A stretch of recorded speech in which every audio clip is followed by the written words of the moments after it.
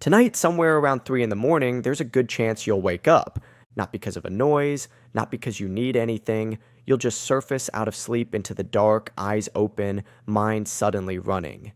And you'll do what almost everyone does now. You'll decide something is wrong. You'll reach for your phone, check the time, feel a flicker of dread about being tired tomorrow, and try to force yourself back under. We have a word for this: insomnia. We treat it like a glitch, a failure of the machine, but that 3 a.m. waking is not a malfunction. It is a 300,000-year-old appointment, and your body is still showing up for it, even though the thing it was meant to do there has been gone for about 200 years. So what was the appointment for?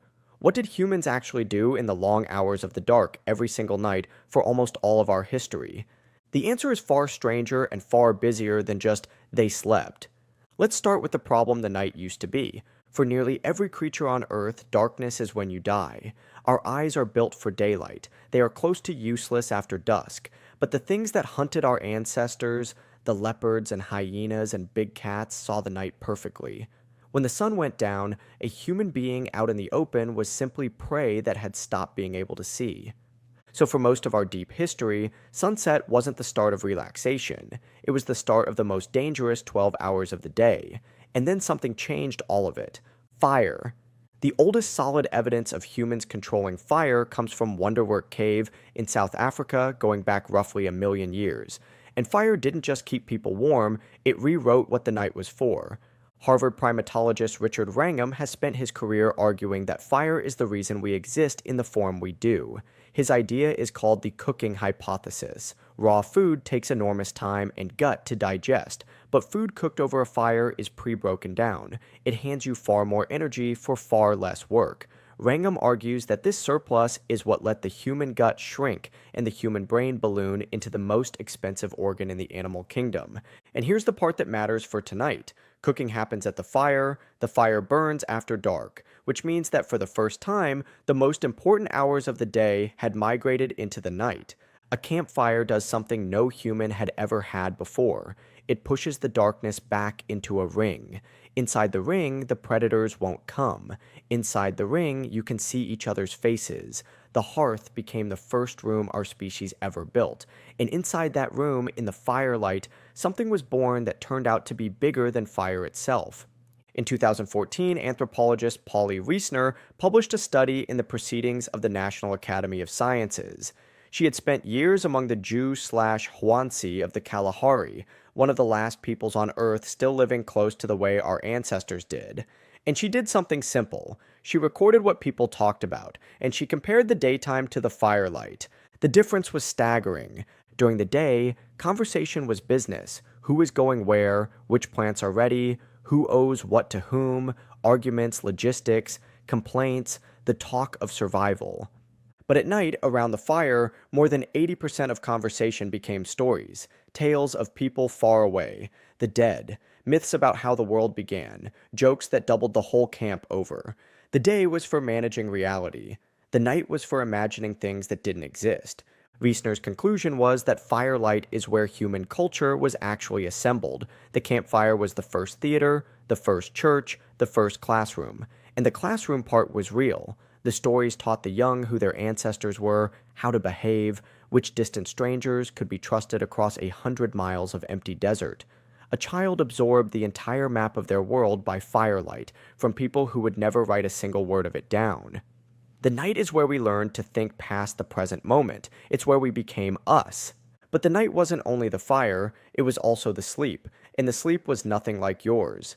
In 2001, historian Roger Ekirch published research that quietly upended sleep science. He had spent years combing through old documents, and he kept tripping over the same two phrases in more than 500 separate sources: diaries, court records, medical guides, prayer manuals, plays, going back centuries.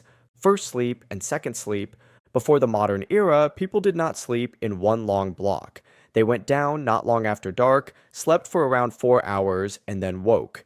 On purpose. They stayed awake for 1 to 2 hours in the dead of night, and then went back down for a second sleep until dawn.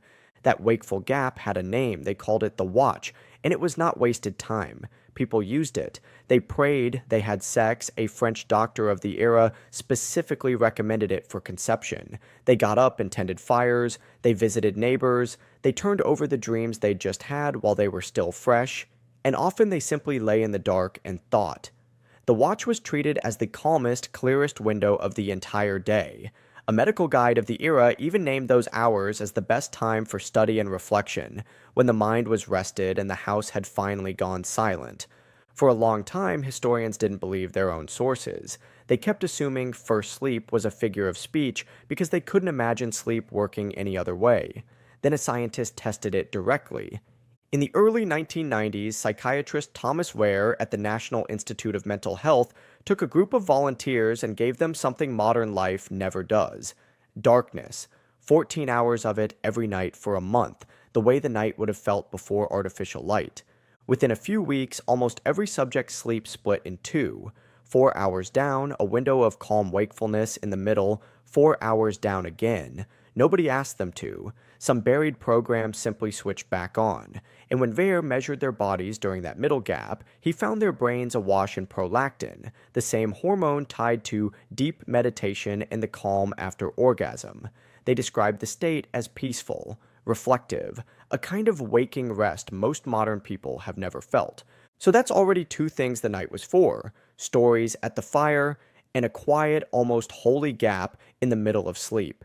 But here's the strangest piece, and almost nobody knows it. Across all those nights, in any group of humans, somebody was almost always awake. Back in 1966, a researcher named Frederick Snyder proposed what's called the Sentinel hypothesis. The idea was that broken, staggered sleep evolved on purpose. A sleeping group is a defenseless group, unless at any given moment at least one pair of eyes is open.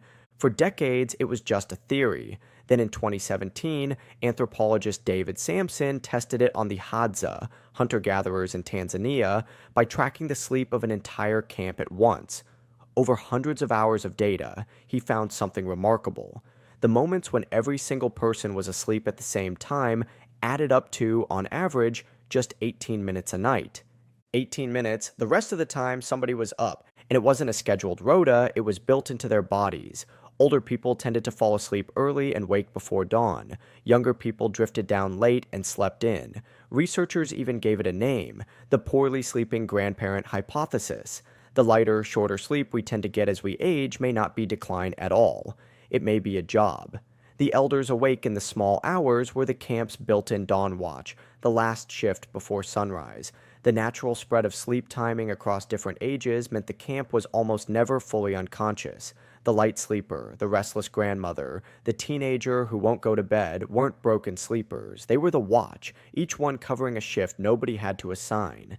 Think about what that means: your terrible night's sleep, your elderly relative who's up at 4, the teenager who can't sleep until 2.